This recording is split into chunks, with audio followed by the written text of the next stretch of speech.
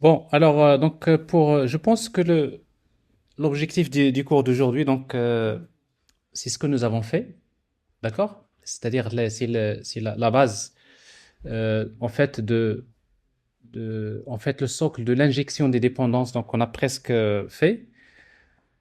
Alors maintenant, tout ce qui reste, c'est les aspects techniques. Donc, c'est-à-dire maintenant comment faire l'injection des dépendances en utilisant des frameworks comme Spring. Donc, vous voyez, je rappelle, jusqu'à présent, je vous ai montré comment créer une interface, comment créer une implémentation, comment faire le couplage faible, comment faire l'injection des dépendances de manière statique, comment faire également l'injection des dépendances de manière dynamique.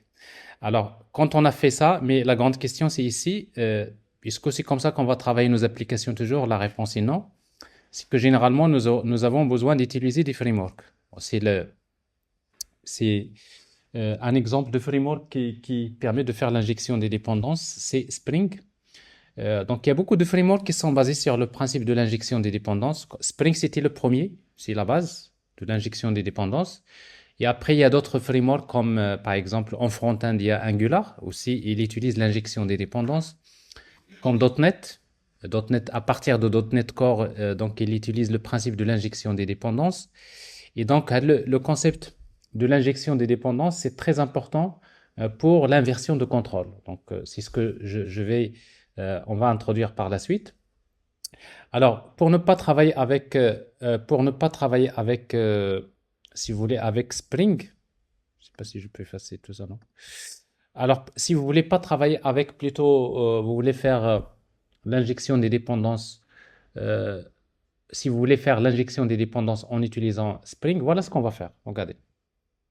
On va tout simplement utiliser Spring. Et Spring, on va lui demander, on va charger. La première des choses qu'on va faire dans l'application, c'est qu'on va charger Spring. Alors, par exemple, ça, c'est une classe Path XML Application Context. Donc, on va démarrer Spring. Et puis, on va lui demander de lire un fichier de configuration XML. Donc, ce fichier config.xml, c'est un fichier qui ressemble à ça. Donc, quand vous faites ça, qu'est-ce que vous faites? Vous démarrez Spring. Ouais, donc généralement, le premier qui va démarrer dans une application, c'est Spring. Et Spring, lui, qu'est-ce qu'il va faire? Quand il va démarrer, il va lire le fichier config.xml. Et qu'est-ce qu'on va trouver dans le fichier web XML? Bah, on va déclarer ce qu'on appelle les beans. Je nomme les beans. On va déclarer les objets, c'est-à-dire les objets que vous voulez que Spring crée. On va les déclarer ici. On va déclarer un bean ici. On va lui donner le ID, par exemple, égal à D. De quelle classe? De la classe DAO implémentation. Et vous voyez donc, quand vous déclarez ça dans un fichier XML, Spring, qu'est-ce qu'il va faire? Au démarrage de l'application, ben Spring, il va lire le nom de la classe qui est là. Il va faire class.forName, il va charger la classe en mémoire. Il va faire new instance. Il va instancier cette classe. Et puis, il va la placer dans une collection où Spring va stocker les objets. Alors, Spring dispose d'une collection de type map. Vous savez, les collections de type map, c'est des collections dans lesquelles il y a key value, n'est-ce pas? La clé, c'est si vous voulez, c'est la référence, et après la valeur, c'est la valeur de l'objet.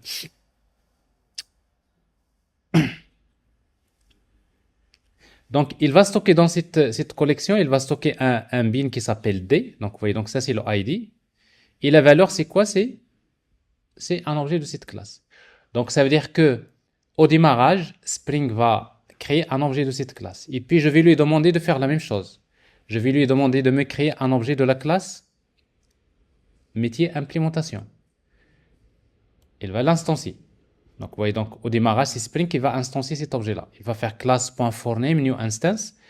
Et après cet objet-là, il va lui donner un nom qui est métier. Qu'est-ce qui reste? Il reste l'injection des dépendances. Ça veut dire quoi l'injection? Il devrait affecter cet objet-là à cette variable, n'est-ce pas? Il doit injecter. Alors, comment je peux dire à Spring de faire cette injection?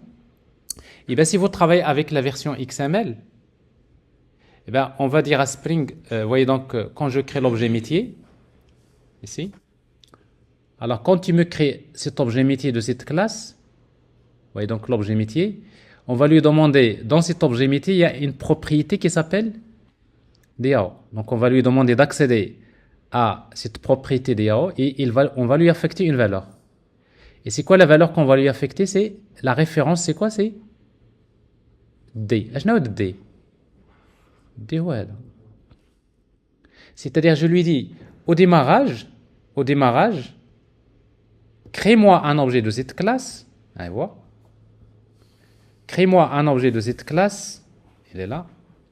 Et maintenant, tu fais l'injection des dépendances en utilisant head property. Alors, head property, il fait l'injection via le setter. Donc, automatiquement, il va chercher set DAO.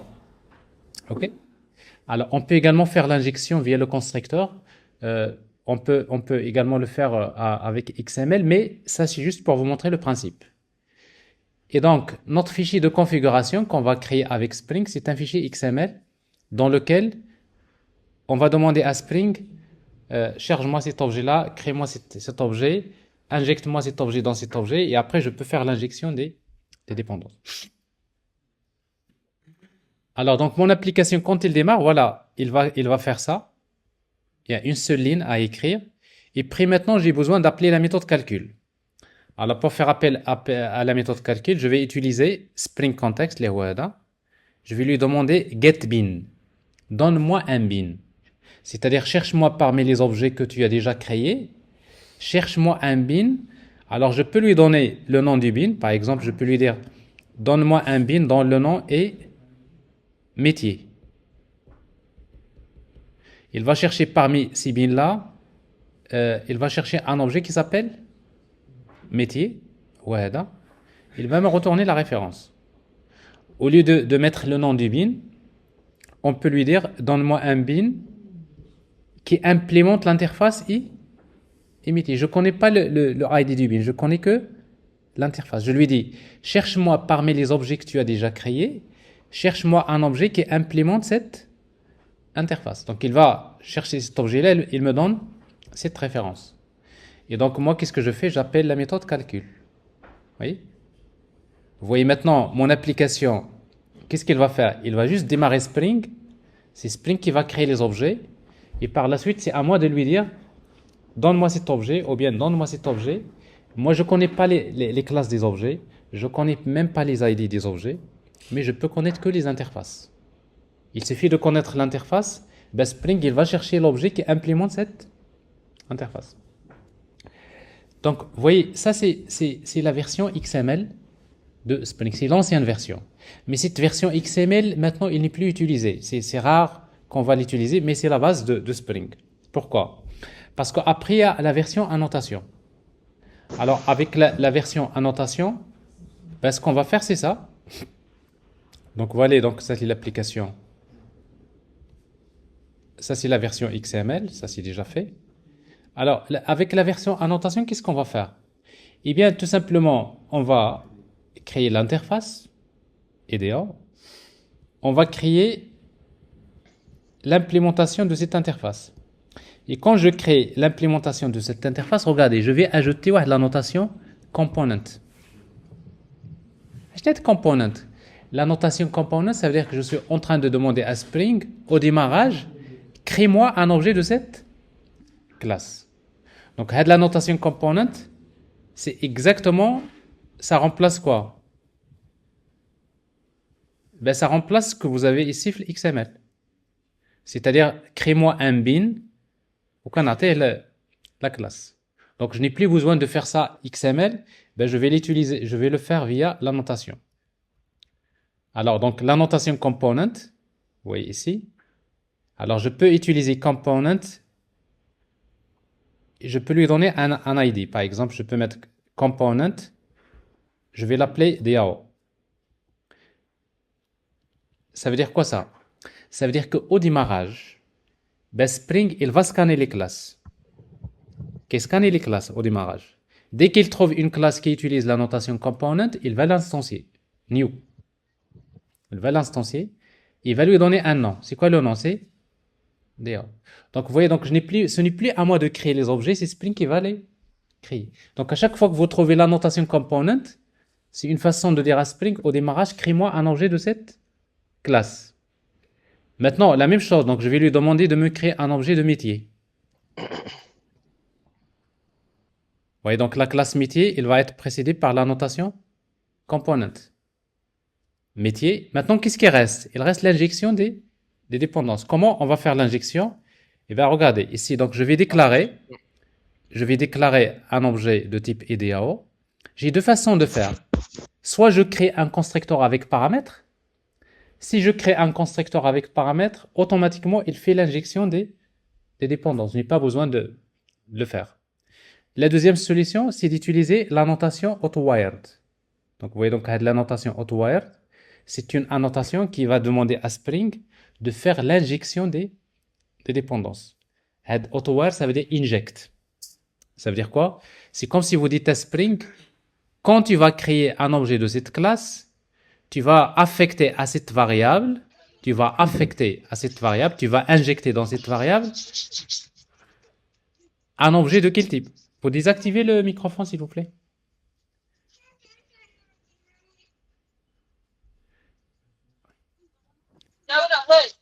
Je sais que ça vient.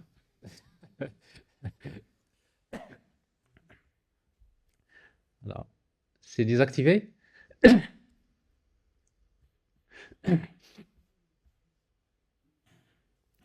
Donc, vous voyez, donc, AutoWare, ça veut dire quoi? Ça veut dire que je suis en train de demander à Spring, au démarrage, quand il me crée un objet de cette classe, tu vas m'injecter dans cette variable, tu vas m'injecter automatiquement, cherche-moi un objet de quel type? De type I? Automatiquement, il va chercher, est-ce qu'il y a déjà un objet qui implémente IDEO? Il l'a déjà créé, ben, il va l'injecter. C'est l'injection automatique. Donc, c'est comme si vous lui dites, au démarrage, démarre-moi l'unité centrale, à l'unité centrale, et après je lui dis, cherche-moi un clavier, branche-moi un clavier. Donc c'est pas à moi de lui dire mais il va chercher parmi les objets, s'il a un clavier, il va automatiquement le brancher. Donc vous voyez, donc on peut utiliser AutoWired, c'est pour faire l'injection des dépendances. Mais la solution la plus préférable, c'est d'utiliser le constructeur. Donc si vous avez un constructeur avec paramètres, et bien Spring, il fait également l'injection des dépendances. Et donc, si vous faites ça, regardez, maintenant, Finawa New. Je me suis débarrassé de New. Parce que vous savez, c'est quoi le problème de New? New, c'est égal couplage fort. Ça veut dire c'est l'application elle est ouverte à la modification. Maintenant, c'est Spring qui fait ça, qui crée les objets. Moi, j'ai juste besoin d'utiliser components. Derrière component, il y a New. N'est-ce pas? Donc, c'est Spring qui fait New, mais c'est pas moi. Donc moi, si je veux changer les implémentations, soit que je vais vers le fichier XML, soit tout simplement je vais spécifier les classes qui sont, si vous voulez, que je vais injecter. Alors maintenant, si j'ai plusieurs implémentations, je pense que j'ai ici, par exemple, je vais utiliser component HDCDAO, et c'est là je vais l'appeler DAO2, n'est-ce pas? Et quand je fais l'injection des dépendances avec AutoWired, il y a une autre annotation qui s'appelle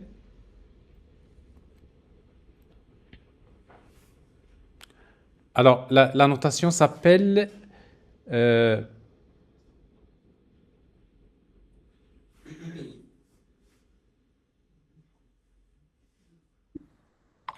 a quelqu'un qui peut me la rappeler? Primary Quoi? Non, c'est pas primary là. qualifier. Qualifier, exactement.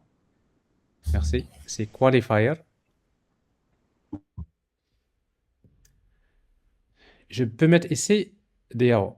Alors quand il y a plusieurs, par exemple ici vous dites injecte-moi un objet de type EDA. Mais lui il a trouvé, il y a cette implémentation, il y a également cette implémentation. Si les deux implémentations, vous avez deux objets qui implémentent la même interface, donc comment on va faire la différence? C'est en utilisant qualifier. Alors ici donc je fais qualifier, donc ici c'est une chaîne de caractères, mais cette chaîne-là je peux la mettre dans un fichier de configuration. Et après, c'est dans le fichier de configuration que je peux indiquer est-ce qu'il va injecter l'une ou l'autre. D'accord? Donc, avec ça, vous avez une idée comment Spring fait l'injection des dépendances. Il y a deux versions. Il y a la version XML et la version annotation. Bon, une autre chose qu'il faut savoir, c'est que, en fait, Spring utilise les annotations component, mais il y a d'autres annotations spécifiques. Alors, au lieu d'utiliser component,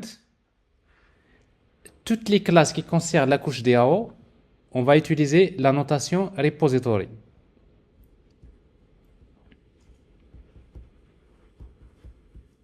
Donc la notation repository, ça veut dire quoi? C'est exactement, c'est un component, mais c'est une annotation qui va marquer uniquement les classes qui concernent quelle couche? C'est la couche DAO. Donc ça veut dire que tous les bins de type DAO, on va utiliser la notation repository. Tous les bins de la couche métier, au lieu de mettre component, on va utiliser la notation service. Et après, on va voir pour la couche web, il y a controller ou bien rest controller. Ça veut dire, on peut utiliser component partout, ça marche, mais de préférence de distinguer. C'est-à-dire les classes de la couche DAO, on va utiliser repository. Les classes de la couche métier, on va utiliser service. Et d'autres classes, on peut garder component. Component ou bien service, ou bien... En tout cas, component, si vous voulez, c'est la notation de base. C'est comme si vous dites component, c'est une annotation, mais il y a plusieurs annotations qui vont dériver de cette de component. C'est-à-dire, il y a repository, service, etc. Parce qu'en fait, si vous regardez repository, vous allez trouver elle-même cette annotation repository elle-même, il fait référence à component. C'est-à-dire component, c'est si vous voulez la notation de base. C'est pour indiquer à Spring, بحال كتقول Spring tiens هاد la classe ديالك. كدير ديك la notation component, ça veut dire quoi? Si vous lui dites cette classe, c'est ta classe. C'est-à-dire c'est toi qui vas l'instancier. Et donc, ce n'est plus à moi de créer mes objets. C'est Spring qui va les créer pour moi. Et donc, c'est parce que Spring qui va créer les objets, donc c'est lui qui est responsable de gérer ces objets. C'est lui qui va faire l'injection des dépendances. C'est lui qui va assurer la sécurité. S'il y a un problème de montée en charge, c'est lui qui sait comment faire. Ça veut dire quoi ça? C'est l'inversion de contrôle. Ça veut dire que ce n'est pas moi qui va contrôler mes objets. C'est pas moi, c'est pas mon application qui contrôle mes objets. C'est Spring qui va contrôler les objets pour moi. Vous voyez donc ce que je veux dire? C'est-à-dire, ce n'est pas moi qui va brancher le clavier à l'unité centrale. Ce n'est pas moi qui va brancher la souris. Mais c'est un framework technique qui va faire ce travail. C'est lui qui va, au démarrage, chercher les objets. Il va les créer. Donc, mais moi, je dois créer mes classes. Donc, quand je crée les classes, alors pour indiquer à Spring comme quoi c'est une classe, si vous voulez, qu'il doit instancier, ben, je vais utiliser les annotations components. Et donc, voilà. Donc, la version annotation, c'est celle-là. Donc, on va juste demander à Spring au démarrage. On va démarrer cette classe annotation config application context. Et on va lui demander au démarrage d'aller scanner les packages DAO et les packages métiers. Ça veut dire quoi? Vous lui dites au démarrage, va chercher ce package. Dans ce package, si tu trouves une classe qui utilise la notation component, tu vas l'instancier. Il va chercher dans ce package métier. S'il trouve une classe qui utilise la notation component ou bien service, il va l'instancier. Mais les autres packages, on lui dit, tu vas les ignorer. Il ne va pas scanner tous les packages. C'est à moi de lui dire quels sont les packages qu'il doit scanner. Et puis, si vous voulez qu'il scanne toutes les classes du projet, ben, il suffit dans votre application, généralement, ce qu'on fait, c'est qu'on crée un package qui commence par exemple comme ça, les packages ma.n7.dao. C'est pour la couche DAO. Pour la couche métier, on va mettre ma.n7.métier. C'est-à-dire que tous les packages vont commencer par ma.n7. C'est base package.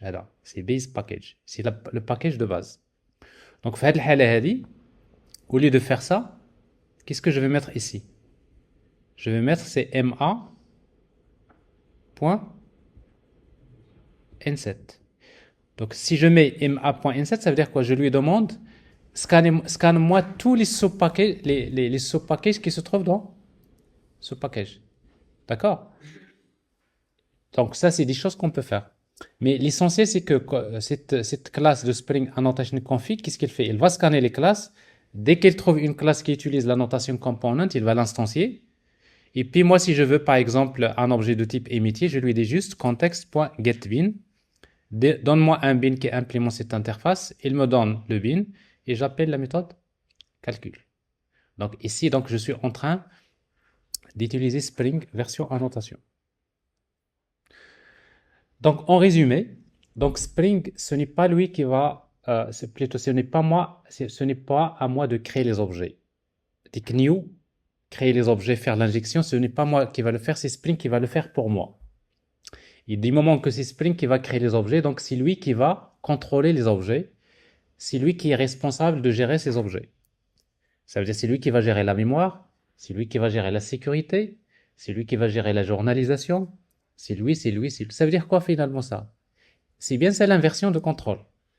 Quelle est l'inversion de contrôle? Je vous rappelle, l'inversion de contrôle, c'est permettre aux développeurs de se concentrer sur le code métier. Et le framework va s'occuper du code technique. Quel est le code technique? La sécurité, la journalisation, l'accès aux données. Et donc, du moment que c'est Spring qui crée les objets, c'est lui qui fait l'injection des dépendances, c'est lui qui va, si vous arrivez vers une classe, si vous rappelez par exemple, si vous voulez que cette méthode soit transactionnelle, vous allez utiliser la notation, j'en ai pas, transactional, si vous vous rappelez, n'est-ce pas? Transactional. Donc, transactional, ben, c'est du code technique, ça veut dire que c'est Spring qui va le faire. C'est Spring qui sait qu'est-ce qu'il va faire avec cette annotation transactionnelle, ça veut dire que c'est lui qui va gérer la transaction. Mais cette annotation transactionnelle ne va pas fonctionner si vous n'avez pas component. Il a été component ou dirty transactionnel, ben Spring, il s'en fout. Mais ça veut dire que Spring, il ne gère, il ne gère que les composants qu'il va créer. Et pour que il crée le composant, ça doit d'abord être un component, ou bien un service, ou bien un repository, quelque chose comme ça. Et par la suite, si on veut sécuriser, on va utiliser la notation secured. Si on veut ajouter un cache, on va utiliser la notation cache. Vous voyez, donc, je n'ai plus besoin d'écrire. Ça, c'est le code technique. Je n'aurai plus besoin d'écrire ce code-là. C'est Spring qui va le faire. Et donc là, on introduit le principe de l'inversion de contrôle. Donc, je répète, l'inversion de contrôle, c'est permettre aux développeurs de se concentrer sur le code métier, uniquement le code métier. Mais c'est le framework qui va s'occuper des codes techniques. Il y a le code technique, les transactions, la sécurité, le cache, la journalisation, log, etc., etc. C'est clair? Voilà. Alors ça, c'est le... Oui? C'est quoi la différence entre la notation bin et la notation component? Alors, je vais en fait vous expliquer. Alors d'ailleurs, dans la démo, vous allez trouver. Alors en fait, pour créer en fait un bin, pour créer un bin, donc j'ai deux façons de faire. Donc je peux créer une classe comme ça. Je peux utiliser classe. J'ai une classe que je vais appeler par exemple la classe que je vais appeler A. OK? J'ai une classe A. Et là, je peux utiliser la notation component. Component. Donc, automatiquement, au démarrage, Spring, qu'est-ce qu'il va faire? Il va faire A égale new A. D'accord? Donc, c'est Spring qui va le faire. Il va instancier cette classe. Il va la placer chez lui, il va lui donner un nom. OK? Public class. Donc, ça, c'est component. Il y a une autre façon de créer cet objet-là, ou de créer une classe dans une classe quelconque config. Classe. Vous créez une classe, par exemple, de configuration. Et dans cette classe de configuration, on va utiliser une annotation qui s'appelle configuration.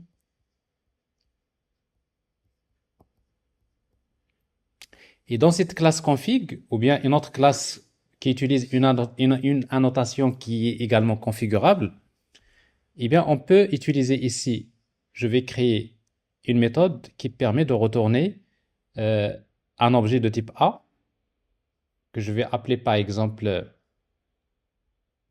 new A, comme ça.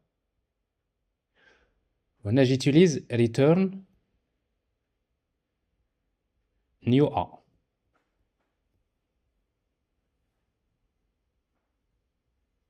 Bon, à condition que j'utilise ici la notation bin. C'est bien ça ta question. Alors là, vous allez bien comprendre la chose. C'est que, vous voyez, la différence bin cette solution et cette solution. Cette solution avec component, ben c'est Spring qui crée cet objet-là. N'est-ce pas? C'est-à-dire, vous n'avez pas besoin de faire new parce que c'est Spring qui va le faire.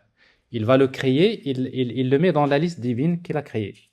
Mais avec cette technique-là, qu'est-ce qui va se passer? C'est que, en fait, la notation bin, qu'est-ce qu'il fait Spring? Au démarrage, dès qu'il trouve une méthode, n'importe quelle méthode qui utilise la notation bin, il va automatiquement exécuter cette méthode. Spring va exécuter cette méthode au démarrage. Et quand cette méthode va s'exécuter, bon, c'est à vous de retourner l'objet. Alors ici, donc, je vais faire return new A. Je crée l'objet. Je vais le retourner. Ben, Spring, il va le prendre comme étant son propre component et il va l'ajouter dans la liste divine. Et donc, vous avez deux façons de faire. La première, c'est component. Il crée le composant, comme ça. Le deuxième, c'est la notation bin, mais c'est à vous de créer le composant. Alors, généralement, vous allez préférer utiliser component quand vous voulez juste instancier le composant, mais quand on veut créer un objet et le configurer, on va préférer utiliser bin. Parce que ici, je vais créer l'objet, je peux le configurer et après, je vais le retourner. D'accord? Donc, si vous voulez maîtriser vous voulez vous-même s'occuper de l'instanciation et de la configuration, et puis vous dites, en fait, c'est une façon de dire à Spring, il y a deux façons. Avec cette technique, c'est toi qui vas instancier, qui va créer l'objet, et c'est toi, ça devient ton objet. Tu es responsable. Donc, bah, la technique, c'est que c'est moi qui va te créer l'objet, et après je te dis, tiens, moi je crée l'objet au démarrage, et je te le donne, et maintenant ça devient ton objet, et c'est toi qui vas le contrôler. Donc, c'est ça la différence entre component et bin. Est-ce que c'est clair? C'est bon, monsieur, merci beaucoup. Voilà. Oui, monsieur. Oui. Oui, j'avais une question là. Donc, c'est là où vous faites new annotation config, application context là. En fait, ça c'est une implémentation de application context.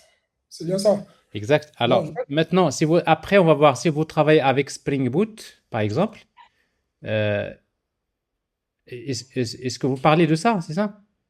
non, le code qui vient un peu plus avant. Là, on fait new annotation config, application context là. Ah, d'accord, Vous êtes- ok. C'est celui-là. Oui, Donc ça, c'est la version XML. Alors, pour la version XML, on utilise ClassPath XML Application Context. Et la version annotation Spring, on fait plutôt New Annotation, ça. moi, Ah, je voulais savoir. ah ben, je l'ai caché. Alors, il est là. C'est ça? Oui, monsieur. Oui. Donc, vous avez expliqué qu'au lancement de l'application, la première des choses, c'est le contexte. C'est-à-dire que Spring va créer un IOC pour le Exactement. charger au démarrage. Exactement. Il Bon, crée le contexte, c'est ça. je voulais Alors savoir, maintenant, oui? on ne peut pas s'affranchir du new là. C'est-à-dire qu'une fois que le contexte est créé, ça veut dire qu'il est disponible. Et si je peux utiliser l'auto voilà, pour récupérer le contexte et récupérer les lignes. Oui, alors, donc, normalement, ici, au démarrage, vous créez le contexte de Spring et après, vous utilisez le contexte pour chercher les bins. Je ne sais pas si j'ai Oui, bien mais compris. si on remplace le new là, par un Ce new, auto là, ce new. c'est-à-dire, oui, oui, on met un auto là Non. de application context.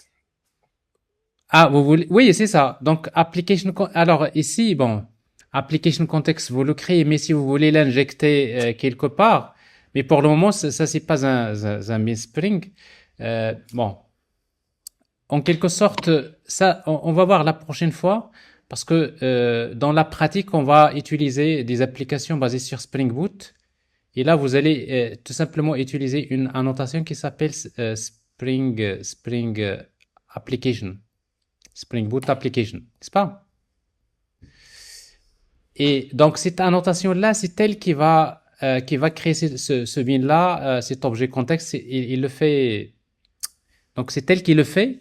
Et quand il le fait, donc ça devient un bin qu'on peut injecter là où vous voulez.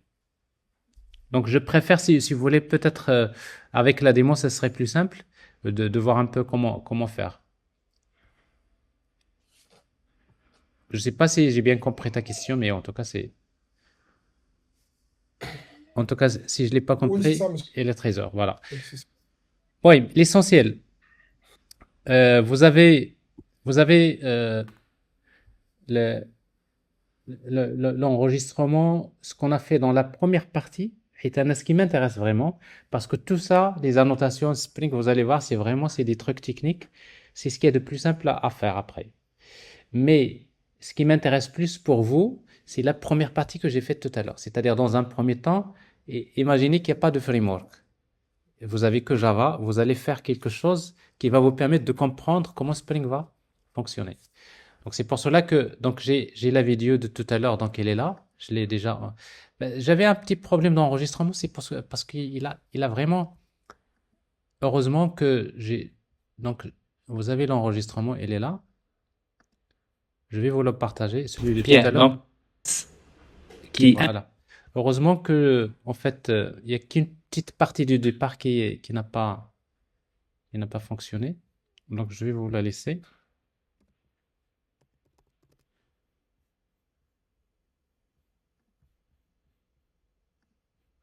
Alors, bureau. Document. Application. En fait, j'étais obligé tout à l'heure dans la pause de lancer la compilation de cette vidéo parce que sinon on aurait perdu tout ça. Donc ici, donc je vais, voilà.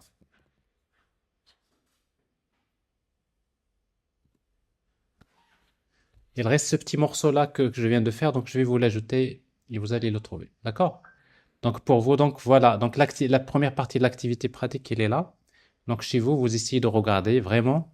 Prenez le temps, surtout pour les gens qui n'ont pas vraiment les bases de la programmation. Ça va vous aider à comprendre beaucoup de choses. Voilà, bonne journée et bon appétit. Merci, monsieur. Bonne journée. Au revoir. Merci. Au revoir. Au revoir.